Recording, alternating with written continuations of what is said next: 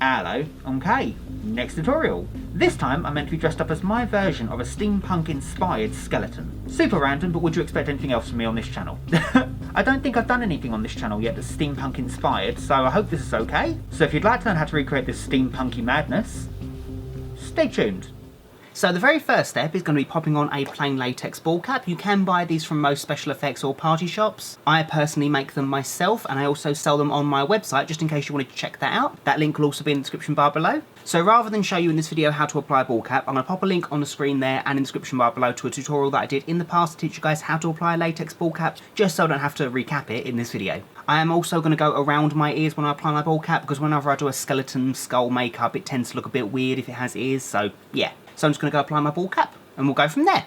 So when you've done all that, it should look something like this. I have also gone around the edge of my ball cap with about 3 more layers of liquid latex just to get rid of that edge. Then next I can start talking to you guys about the prosthetic that I'm going to be using. So this video is another video in my affordable effects series, where I take a relatively inexpensive prosthetic, usually between about $20 to $40, and I make a full character out of it. This time I'm going to be using this fabulous foam latex skull piece. I got this piece from mostlydead.com, which I'll flash on the screen right there. Definitely check them out if you get a chance, because they do amazing prosthetics. That link will also be in the description bar below. And if you did decide you wanted to order something from mostlydead.com, if you enter the code Pinkstylist20 at the end of the checkout, you get 20% off your first order, which is quite nice. So as always, when I apply my foam latex prosthetics, I like to use some Prosthetic, which is just a really nice prosthetic adhesive. So I'm going to take the adhesive, apply that in the middle of the prosthetic, and let that go a little bit tacky, so give it about 20-30 seconds in between. Then I can apply some more of the adhesive in the corresponding area, so I'm going to apply it on my nose. And then I can just press the prosthetic down in place, making sure that there's no air bubbles and it's exactly in place. So I'm just going to start sticking that down now.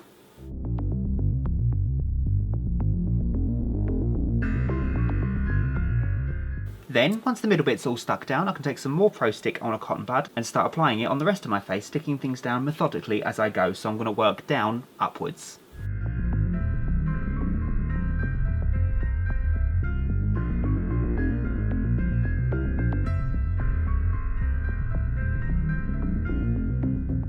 Then I can repeat the same process on the bottom half of the prosthetic. So I can apply the adhesive to the middle of the prosthetic and my chin, and then stick the piece away from my face.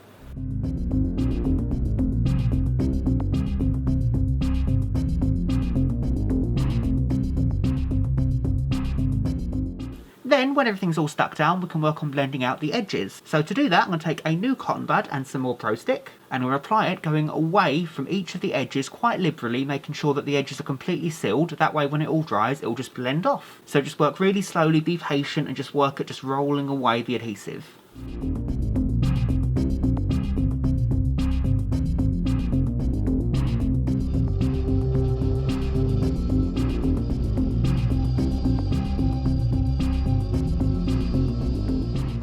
So then, once everything is nice and blended, I'm going to take a Superstar white watercolour and I'm going to apply that all over the prosthetic. So I'm not going to apply that to my ball cap or my neck just yet, because I'm not sure if I'm going to have it like a silhouette so that this is all black fading off into white, so I'll decide on that later. So for now, I'm just going to apply that onto the prosthetic.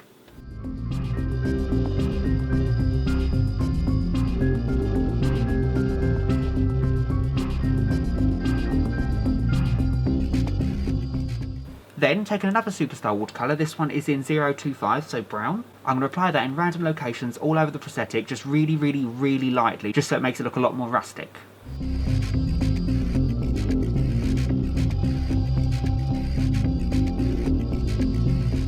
Then I'm going to take an eyeshadow palette by Urban Decay. This is their Naked 2 palette, just because it has some really nice warm copper tones in there. Doesn't really matter too much which palette you use, as long as you've got something that's earthy and warm, maybe some coppers in there. And I'm just going to apply some of those tones just around the underside of the eye areas. A lot of this will be covered later on, but I like to have a nice base colour to work with.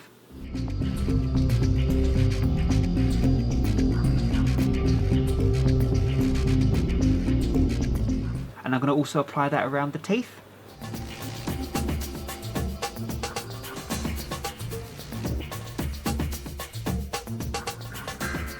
And then finally I can apply some of the eyeshadow going around the forehead area.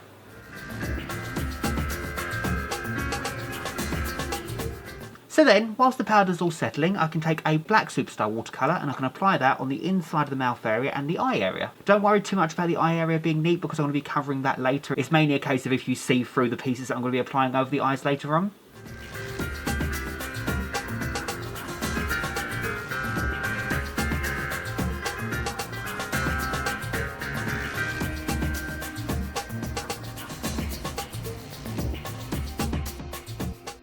Then, taking a black cream, I'm going to apply that over my mouth and my nose and my eyes again, and this time I'm going to blend the colour out. The only exception is I'm not going to blend the colour away on the bottom half of the jaw. So all of this colour is going to be blended upwards, the eyes are going to be blended outwards, and the nose is ever so slightly going to be tapered round.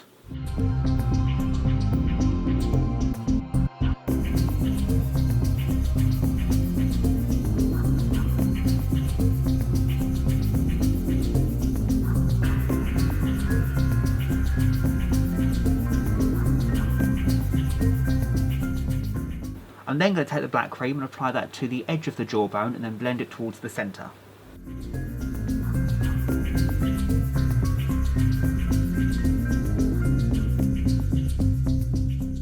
And again with the black cream, I'm going to apply that on the inside area here and then blend that towards the centre.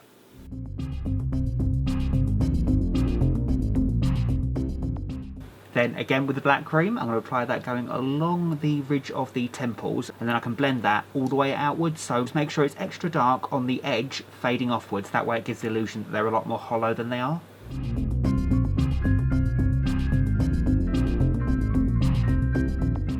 Then it's a case of just highlighting all of the cracks that are in this prosthetic. So I'm going to take the black cream again and a really sharp angle brush, and I'm going to lightly trace down every other crack in this prosthetic and along the frown lines and the teeth. So when it comes to, say, the frown lines, I'm going to blend the colour away. When it comes to the teeth, I'm going to score between each individual tooth going downwards, so the colour tapers away on the bottom half. On the top half, I'm going to have the colour tapering upwards.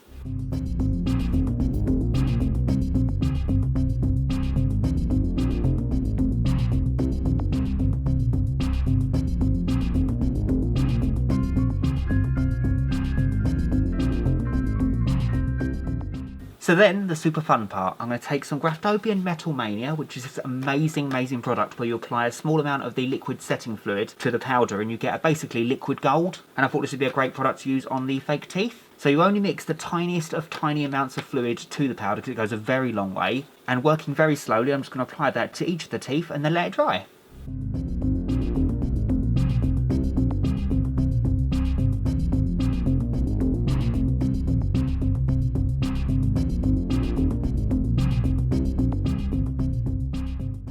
Okie dokie, I did also just go around the teeth again in an extra layer of black cream, just because the gold teeth kind of blend the teeth together, so I want there to be that definite line in between each tooth, so I hope that's okay. So then, I'm going to take some black hairspray, and I'm going to go outside to do this, because I don't want to breathe any of this in. And with this, I'm going to breathe in first, then spray really lightly over my face, holding the nozzle down quite firm, because I want there to be some spackling of black around the face, just to really break up the complexion. It's just a technique I like to do whenever I do like a really rustic looking makeup. So just make sure to do this at an arm's distance, not any closer than that, otherwise you end up with a splodge of colour. So I'm just going to go do that and we'll go from there. So there we are. So once everything's all nice and dry, we can start working on the next step. It's important to note I did apply some white watercolour and some black hairspray to the back of my head as well, just to make sure it all blends off. I wasn't sure if it just could be the face that was white or not, but this is what I went for. So then I'm going to do something I haven't done on this channel before. I'm going to be using some stencils. So this stencil here is from Hot Wings, and I just got it purely because it has this really lovely cog shape. And with this, I'm going to pop it down just on the jawbone, and I'm going to take some more of that black cream and a really fluffy brush, and I'm going to brush the colour away from the stencil. That way it will just leave a really nice cog shape on the jawbone. I'll also do it on that side as well.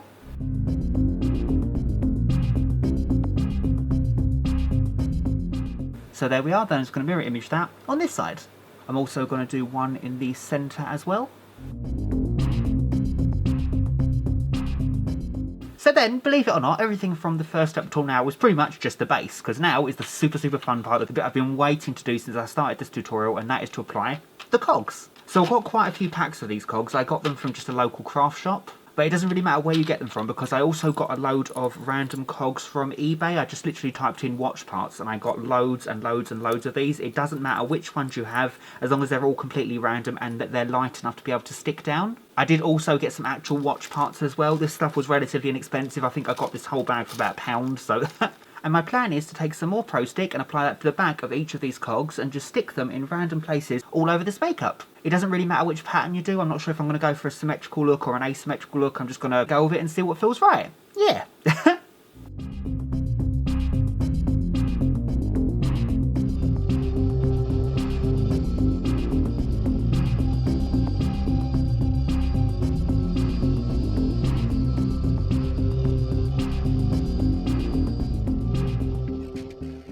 So there we are. I may have gone just a little bit overboard, but I may stick more on yet. That's kind of the beauty of not planning these tutorials. But for now, I'm going to talk to you guys about what I'm going to put on the eyes and the reason why I've not coloured the eyes in darker or anything like that. The reason is because I'm going to be covering both of my eyes. So what I've done is I took 2 pictures of 2 very different style antique clocks. I printed them off, cut them out to size, and bam! So with this one, I popped on a couple little metal clock hands that I got with the clock pieces. And with the middle of this one, I've cut the centre out so I can still see through it. And I shouldn't have to stick these down because I've cut them to exactly the right shape before I applied the prosthetic. So I should just be able to snap the piece into place. I just wanted to see what it looked like. I thought it'd be interesting. So I'm going to do this one first and we'll see what it will look like. So I'm literally just going to pop it into place and leave it. I'm not going to push it down because I still want to be able to open my eye underneath it. So there we are, one clockwork eye. I'm not 100% sure yet if I want to pop this one on or if I want to pop a lens in yet. I'm going to think about that for a few more minutes yet, but if I do pop the other one in, that's what it will look like. But for now, I'm going to take the black watercolour by Superstar and I'm just going to paint the rest of my neck.